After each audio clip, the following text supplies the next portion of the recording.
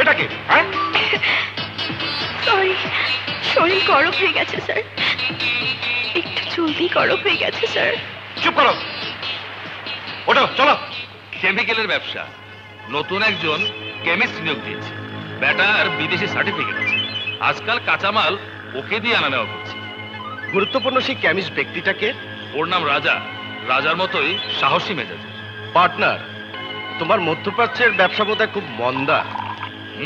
কারিশমা তাই বলল।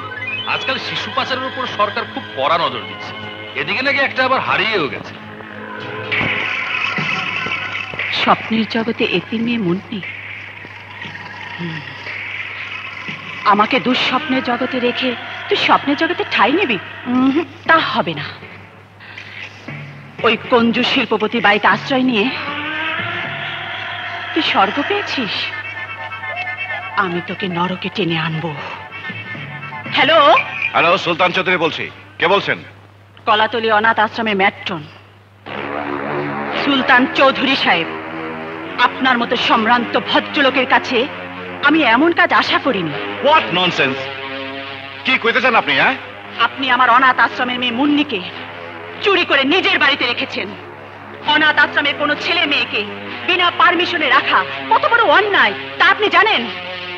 আপনাকে আমি কোর্টে দাঁড়া করাবো। আপনি শিল্পপতি নন, আপনি বাচ্চা পাচারকারী হিসাবে চিহ্নিত হবেন। Shut up! চৌধুরী সাহেব, চিৎকার চেঁচামেচি যাই করুন, কিন্তু আপনাকে কাঠ গড়ায় দাঁড়াতেই হবে। মুন্নি, মুন্নি, মুন্নি!